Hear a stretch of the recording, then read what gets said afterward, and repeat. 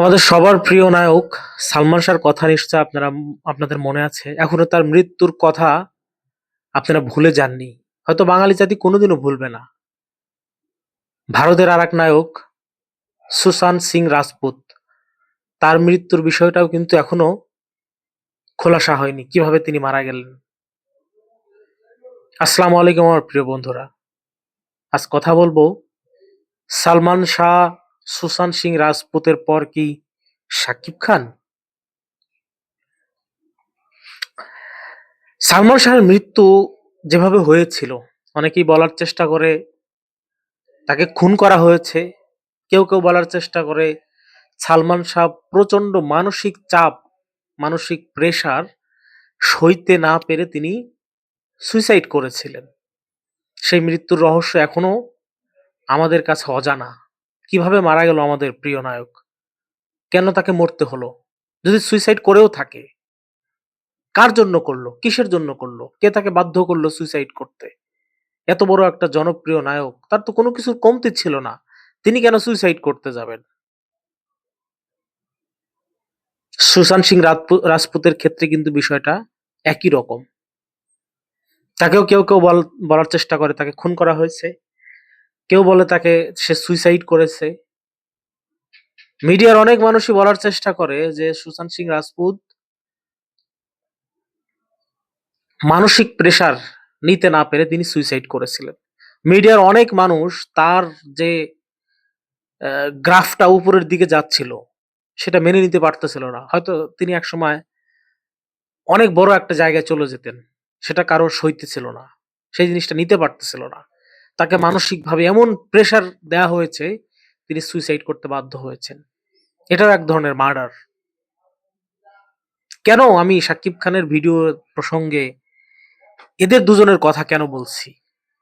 দেখেন, সম্প্রতি প্রিন্স রিলিজের পর থেকেই সিনেমাটা নিয়ে যে পরিমাণ নোংরামি শুরু হয়েছে, সেটা করে প্রিন্সকে মোটামুটি তারা আটকে ফেলতে সফল হয়েছেন। এখন তারা লেগে পড়েছেন শাকিব খানের ব্যক্তি জীবন নিয়ে।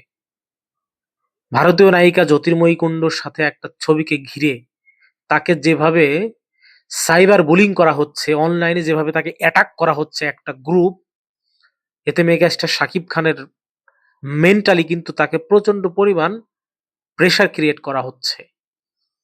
এই প্রেসার হয়তো তিনি সামলে উঠবেন, হয়তো তিনি এগুলো হয়তো ভাবছেনই না, তিনি হয়তো স্বাভাবিক আছেন, বা এমনটাই হোক সেটা আমরা চাই। কিন্তু একটা মানুষ, সেও তো আমাদের মতো রক্ত মাংসে গড়া মানুষ, তারও তো ভালো লাগা খারাপ লাগা বিভিন্ন বিষয় থাকতে পারে। এই ধরনের প্রেসার ক্রিয়েট করে একটা মানুষকে যদি মানে একেবারে কোমায় নিয়ে যায়, সেই দায়ভার কে নেবে? এবং সেটার চেষ্টা চলতেছে।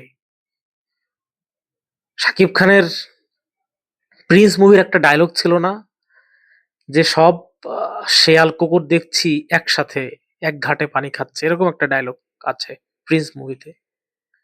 এখন হয়েছে সেই রকম। কিছুদিন আগেও যারা শাকিব খানের নাম জপতে জপতে মুখে ফেনা তুলে ফেলেছিল, আমাদের ইন্ডাস্ট্রির নায়ক, যাদেরকে আপনারা পরবর্তী সুপারস্টার ভাবতেছেন, সেই সব নায়ক এখন শাকিব খান সম্পর্কে উল্টাপাল্টা কথা বলা শুরু করেছে। পরিচালক, কিছু কিছু পরিচালক, ডিরেক্টর, এফডিসির, তারা তো সবসময়ই করে আসছেন। শাকিব খানের হ্যাটার্স যারা রয়েছেন, তারা তো এগুলো সবসময়ই করেন। নতুন করে কিছু আমাদের প্রিয় মুখ যুক্ত হয়েছে, আমরা যাদেরকে ভালোবাসতাম, সেই মানুষগুলো এখন শাকিব খানের এগেনস্টে চলে গেছেন, শাকিব খানের বিরুদ্ধে কথা বলতে শুরু করেছেন। এভাবে একটা মানুষকে মেন্টাল প্রেসার দেয়া যে কতটা ক্ষতিকর, আমার মনে হয় শারীরিক টর্চার করার থেকেও বেশি কষ্টদায়ক মানুষকে মেন্টালি এভাবে ডাউন করে দেয়া। এই চেষ্টাটা চলতেছে অনেক দিন ধরেই, সেটা পারতেছিল না, ইদানিং মনে হচ্ছে সেটা তারা সফল তাদের জায়গাতে। এভাবে সাইবার বুলিং থেকে শুরু করে সোশ্যাল মিডিয়ায় অ্যাটাক, তার উপরে মানসিকভাবে তাকে যেভাবে হয়রানি করা হচ্ছে মেগাস্টার শাকিব খানকে, শাকিব খানের সাথেও খারাপ কিছু হতে পারে, এটা আমার আমার ব্যক্তিগত, হয়তো সে চাইবে না তার শুটিং চলাকালীন সময় বিভিন্ন ভাবে তাকে আহত করা, নিহত করার চেষ্টা হতে পারে। আমি এর আগেও একটা ভিডিওতে বলেছিলাম মেগাস্টার শাকিব খানকে সতর্ক থাকতে হবে। এখন কাজের জায়গা নিয়ে সতর্ক থাকতে হবে, কাদের সাথে কাজ করতেছেন তাদের বিষয়ে ডিটেলস জেনে নেওয়াটা খুবই জরুরি। আমাদের প্রিয় নায়ক মেগাস্টার আমরা শাকিব খানকে হারাতে চাই না।